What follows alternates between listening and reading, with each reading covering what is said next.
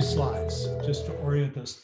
So one of the questions before us is the question of whether there is a minimal morality. That is, could there be a consensus? Let me go, sorry, I don't have the normal view here. Whether there's a consensus, as it were.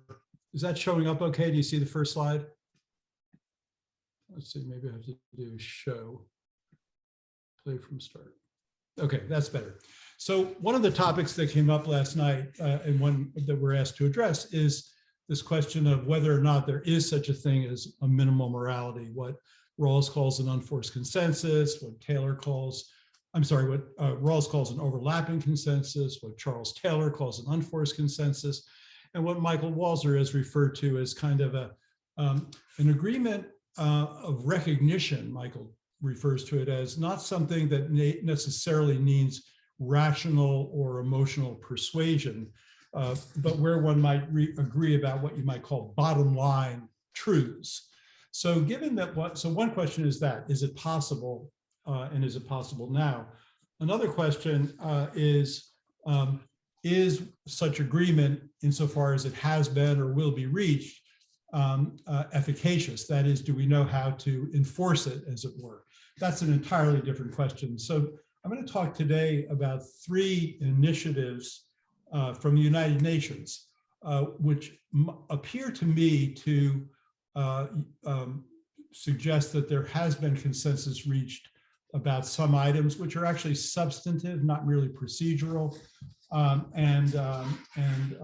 Two of them, I think, are actually quite impressive international agreements, and one I'm very suspicious about and critical of. So the two I'm going to talk about first, the UN Declaration of Human Rights from 1948. That looks like it fits the Walzer, Rawls, Taylor description. The 17 Sustainable Development Goals, I also think, are substantive moral agreements.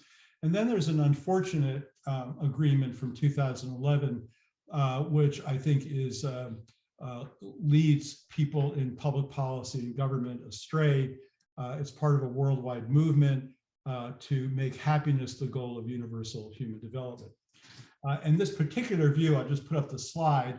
The advocates of what I call the happiness agenda think something like this, that happiness is a summum bonum, that therefore the role of national and international policy is to promote the summum bonum, especially if we can measure it and identify its causes.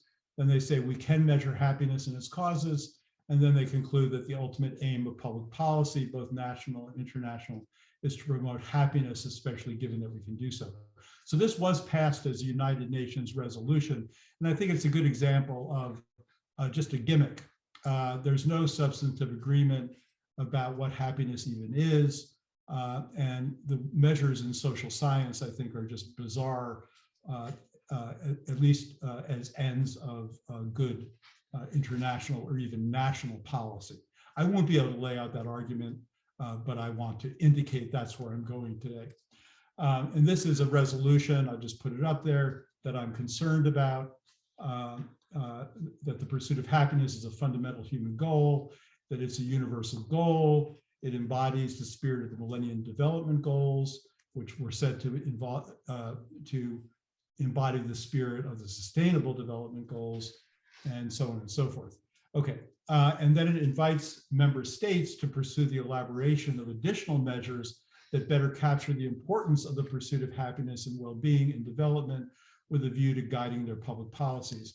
And you may know that there's a UN instrument, a UN authorized instrument called the World Happiness Report that comes out every year. And you're probably quite aware that we get these rankings of countries based on the subjective satisfaction of their people, which isn't even a kind of happiness, it's subjective satisfaction. In any case, this is a kind of typical list.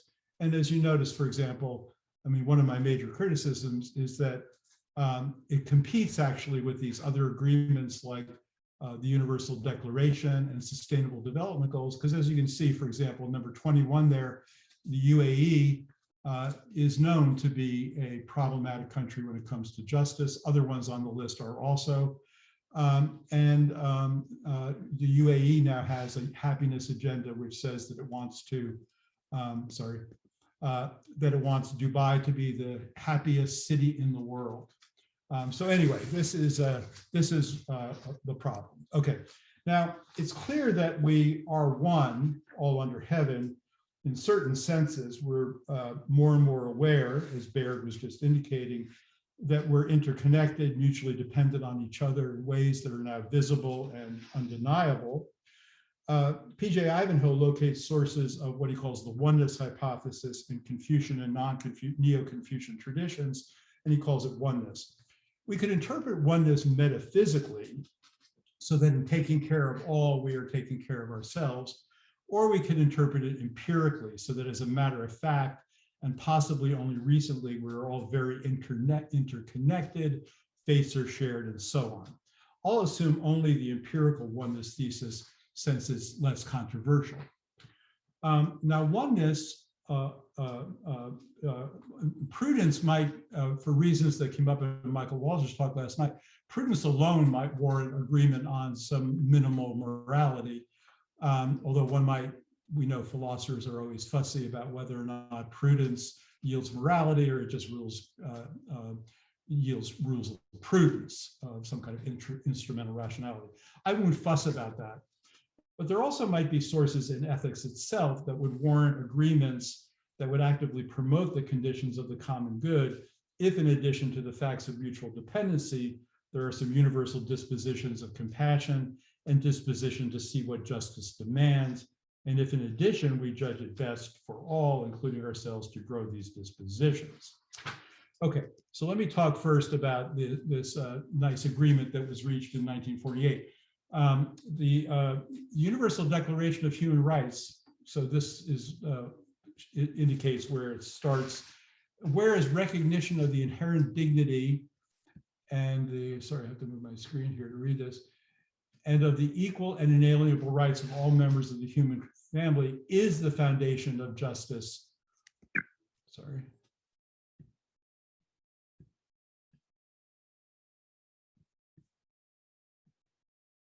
Is the foundation of freedom, justice, and peace in the world. And it continues in Article 1 to say something again, which I think is interestingly substantive. All human beings are born free and equal in dignity and rights and are endowed with reason and conscience and should act toward one another in a spirit of brotherhood. Article 1 and then one later article are the only ones that mention obligations that go along with the rights. And many people at the beginning, including the Chinese representative to the UN at the time, Pen Chong, I think was his name, wanted there to be the correlative obligations there. Now, what's interesting about this, you might, at the time that it was passed, the Universal Declaration, and then they continue with 30-odd declarations, the Universal Declarations were passed, there were 64 members at the time. It passed unanimously, but with 8 abstentions. 2 of the abstentions were Saudi Arabia and South Africa. You can imagine why. And 6 other abstentions were from communist countries, on grounds actually that the rights as indicated overweighted individual rights, and that with a full-on socialist or communist realization that there wouldn't be competition between individual and social rights. But anyway, what's interesting, the only thing I want to take is interesting now, there were at least no objections. Now this relates, just a comment, to what something that came up with Michael and Dave Wong's talk last night. Dave was talking about social movements. All these resolutions I'm talking about, it's not clear what the sort of majority in a society would have said. These are government votes, okay, in all these different cases. But I take it this is, and so notice there's another very substantive agreement about something. Article 25 says everyone has a right to a standard of living adequate for the well-being of himself and his family, including food, clothing, housing, and medical care, and necessary social services, and the right to security in the event of unemployment, sickness, disability, widowhood, old age, and other lack of livelihood, et cetera, et cetera. And then motherhood and childhood are entitled to special care. So again, I just think of these as examples. Now, the SDGs come much later. The Sustainable Development Goals came in 2015. They were, you may know that in 2000, the United Nations passed what were called the Millennial Development Goals. Those were supposed to be achieved by the year 2015.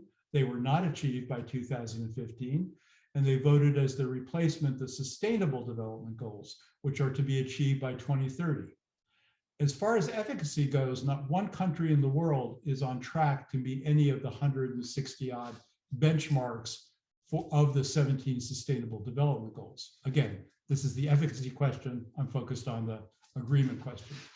But notice how the language from the Universal Declaration comes back here. So the article we just saw that mentions eradicating poverty comes up in the SDGs as the greatest global challenge. Now that was 2015. We don't know if it would still be this way. We might add war, we might add climate specifically, but poverty is focused here as the main cause. And you may, I can't go into the details, but this is the standard UN slide of the Sustainable Development Goals: no poverty, zero hunger, good health and well-being, quality education, gender justice, climate justice, etc. Again, this time 193 countries voted in favor. I should mention, by the way, that of the current 193 members in the UN, back to the Universal Declaration of Human Rights, all of them are, every of those 193 countries, all of them are now signatories to parts of the Universal Declaration of Human Rights or treaties that claim to enforce it. Okay, my clock just told me to stop. Okay, so just, that was 10 minutes, so I'm just going to take 2 more. So the main point I just want to make is that what's the difference between these two? Well, between these two and the happiness idea.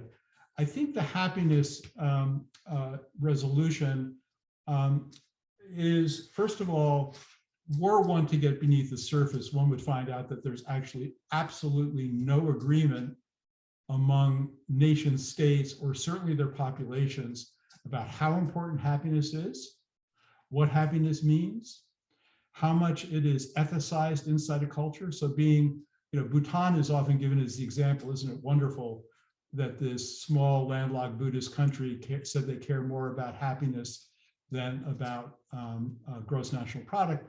But we know that Bhutan is a Buddhist country. The kind of happiness they're interested in is one that embeds Buddhist values. The kind of happiness that liberal Americans are interested in is actually not clearly tied into any particular ethical form of life. Confucian happiness is different style, Taoist happiness. And we even know from OECD data that many people in the global South in particular do not rate happiness as the most important thing at all. So this is these are just 3 examples, conversation starters, of where there appears to be agreement. In 2 cases, I think it's substantial, and in 1 case, it's insubstantial. So let me stop there. Thank you.